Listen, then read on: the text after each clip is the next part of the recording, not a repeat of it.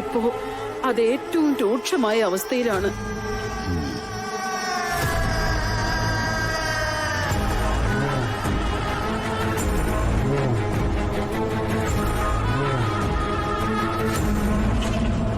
നാഗദൈവങ്ങൾ കോപാകുലരാണ്. അവരുടെ അപ്രീതിക്ക് കാരണമായത് സംഭവിച്ചിരിക്കുന്നു. അക്കാര്യത്തിൽ സംശയമില്ല. ഇപ്പോഴത്തെ നാഗകോപത്തിന് കളരിക്കൽ കുടുംബത്തിന്റെ പരമ്പരകൾ ഉത്തരവാദികളല്ല. പരിപൂർണ ഉത്തരവാദിത്തം ഗാഥ എന്ന പെൺകുട്ടിക്ക് തന്നെയാണ്. ഇത്രയും കാലം നവീനും ഗാഥയും തമ്മിൽ ഒരു ബന്ധം സുദൃഢമാകാതിരിക്കാൻ നാഗദൈവങ്ങൾ കാവൽ നിന്നു. പക്ഷെ ഇപ്പോഴത്തെ സ്ഥിതി അതല്ല. ഗാഥ ചെയ്ത നിഷേധങ്ങൾക്ക് പകരമായി ജീവൻ തന്നെയാണ് നാഗദൈവങ്ങൾ ചോദിക്കുന്നത്. ഒരു കാര്യം മനസ്സിൽ വെച്ചോളൂ. ദ്രോഹകാരണമായ ഗാഥയ്ക്കൊപ്പം നവീൻ ഒരു മുറിയിൽ ഒരുമിച്ച് കഴിയാന്ന് പറയുന്നത് നവീന്റെ ജീവൻ ആപത്താണ്.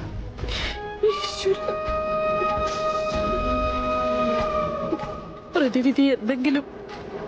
ദ്രോഹങ്ങൾക്ക് പരിഹാരമുണ്ടെങ്കിലും അതിന്റെ ആരൂഢം ദൈവങ്ങൾ മനസ്സിൽ തോന്നിപ്പിക്കും. ഇപ്പൊ നമ്മുടെ മനസ്സ് ശൂന്യമാണ്.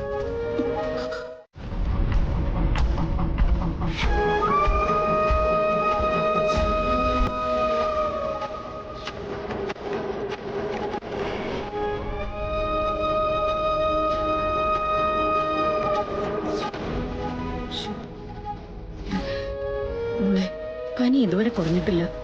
നമുക്ക് ഏതെങ്കിലും ഹോസ്പിറ്റലിൽ പോവാം. വേണ്ട, ഞാൻ എങ്ങോട്ടേക്കുമില്ല. മോളെ, അമ്മ പറയുന്ന ഒന്ന് കേക്ക്. പനി ഇങ്ങനെ വച്ചോണ്ടിരുന്നൂടാ. അമ്മ പറയുന്ന കേക്ക്. എന്താ പനിക്ക് ഒരു കുറവുമില്ല. അസുഖം ഉണ്ടെങ്കിൽ ഹോസ്പിറ്റലിൽ പോകണം, ഡോക്ടറെ കാണണം. അതിനിങ്ങനെ വാശി പിടിച്ച് കിടന്നിട്ട് ഒരു കാര്യമില്ല. എനിക്ക് ഹോസ്പിറ്റലിൽ പോണ്ട. താൻ എന്തിനാ കഥ ഈ വാശി കാണിക്കുന്നത്? ആരോടെ തന്റെ ഈ വാശി? ഇവിടെ ആരെങ്കിലും തന്നെ ഉപദ്രവിച്ചോ? എന്തെങ്കിലും പറഞ്ഞോ?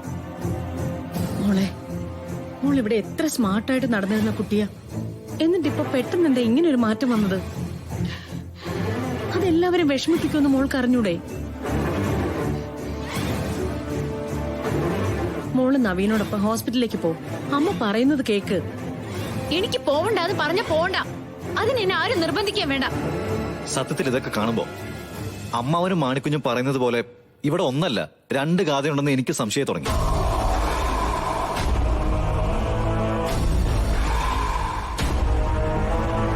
ഇത്തരത്തിലുള്ള പെരുമാറ്റം കാണുമ്പോ വേറെന്താ കരുതേണ്ടത്?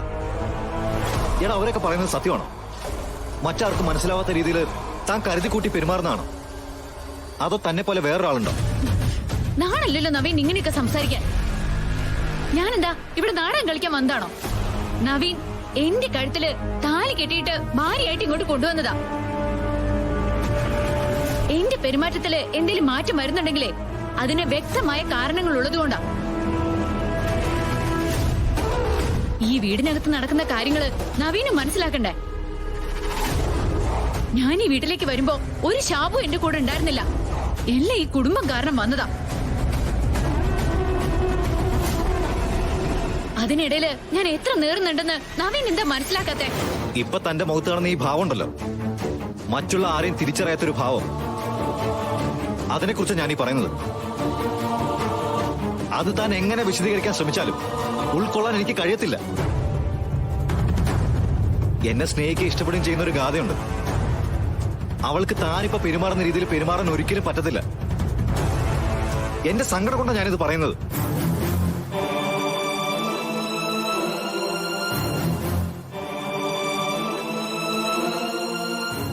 ഇനി എനിക്ക് അവനെ കുറ്റം പറയാൻ പറ്റില്ല മോളെ.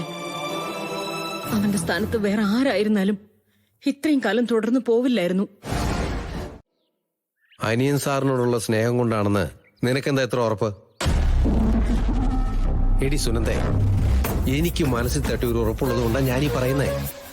അവരൊരു കുഴപ്പക്കാരിയാണ്. ഈ നടക്കുന്നതൊക്കെ അവരുടെ കള്ളക്കളിയാണോ എന്ന് എനിക്ക് സംശയമുണ്ട്. ഞാൻ ഈ കാര്യത്തില് കൃഷ്ണ ചിന്തിക്കുന്നതിന്റെ കൂടെയാ. അവരിൽ ഒരു തെറ്റും കാണാൻ എന്നെ കൊണ്ട് പറ്റുന്നില്ല. നിനക്കൊക്കെ എന്താ ഭ്രാന്താണോ? എന്തെങ്കിലും ഒരു കാര്യം പറഞ്ഞാല് അതിന് വാസ്തവം ഉണ്ടോ തിരക്കില്ല, വെറുതെ അങ്ങ് കയറി ന്യായീകരിച്ചോളൂ. ഇപ്പൊ ഹോസ്പിറ്റലിൽ കിടക്കുന്ന ആ കുറ്റവാളിയില്ലേ, അനിയൻ സാറിന്റെ കുത്തുകൊണ്ട് കിടക്കുന്നവൻ, അവനെങ്ങാനും മരിച്ചു പോയാ എന്താ സംഭവിക്കാന്നറിയോ? അനിയൻ സാറ് പിന്നെ ഒരിക്കലും ജയിലിൽ നിന്ന് പുറത്തിറങ്ങില്ല. അതിനിപ്പോ നമുക്ക് എന്ത് ചെയ്യാൻ പറ്റും ഗോപാലേട്ട? സത്യം പറഞ്ഞ വലിയ കാശുകാരുടെ കാര്യത്തിലൊന്നും ഇടപെടാതിരിക്കുന്നതാ നല്ലത്. ആദ്യം ഒരിടത്ത് പോയി ഇടപെട്ടു, സിത്താര മാഡത്തിന്റെ വീട്ടില്. അവിടുന്ന് കിട്ടിയതൊന്നും മറന്നിട്ടില്ലല്ലോ. ഇപ്പതാ ഇവിടെ. ഇടി കാശുള്ളവരുടെ കാര്യത്തിലൊക്കെ നമ്മളെന്തിനാ ഇടപെടുന്നേ? നമുക്ക് കൃഷ്ണയോടുള്ള സ്നേഹം കൊണ്ടല്ലേ. കൺമുമ്പിൽ അവൾക്കിനി എന്തെങ്കിലും ആപത്ത് വന്നാലേ നീയൊക്കെ പഠിക്കൂ. നിങ്ങൾ ആര് വിശ്വസിച്ചില്ലെങ്കിലും സത്യവതിയുടെയും മൂർത്തിയുടെയും കാര്യത്തില് എന്റെ സംശയം ഓരോ നിമിഷവും ബലപ്പെട്ടുകൊണ്ടിരിക്കുക. ഞാൻ വിട്ടുകൊടുക്കില്ല സുനന്ദേ. ഞാൻ അവരുടെ പുറകെ തന്നെ ഉണ്ടാവും. അനിയൻ സാറിനെ കൃഷ്ണയെ അവര് ചതിച്ചിട്ടുണ്ടേ, അതിന് പകരം വീട്ടാൻ ഞാൻ മുന്നിലുണ്ടാവും. കൃഷ്ണയെ സ്നേഹിക്കേണ്ടെന്നും അവളുടെ നല്ലതിനു വേണ്ടി പ്രവർത്തിക്കേണ്ടെന്നൊന്നും അല്ല ഞാൻ പറഞ്ഞേ. വാസ്തവം തിരിച്ചറിയാതെ ഓരോന്നിന് ഇറങ്ങി തിരിക്കേണ്ടെന്നാ. നിന്റെ പേടി എനിക്ക് മനസ്സിലായി സുനന്ദേ.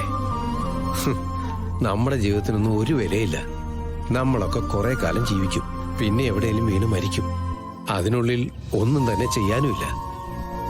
അപ്പൊ നമ്മൾ സ്നേഹിക്കുന്ന ആർക്കെങ്കിലും എന്തെങ്കിലും ചെയ്യാൻ ഈ ജന്മം കൊണ്ട് കഴിഞ്ഞാ അതാണ് വലിയ കാര്യമെന്ന് കരുതാം. നീയൊന്ന് ആലോചിച്ച് നോക്കി. പട്ടിണിയും പരിവട്ടവുമായി നിത്യേന ദുരിതവർത്താനമായിരുന്ന നമ്മുടെ വീട്ടില് ഒരു ചിരിയുണ്ടായത് കൃഷ്ണമോള് വന്ന് കയറിയപ്പോഴല്ലേ?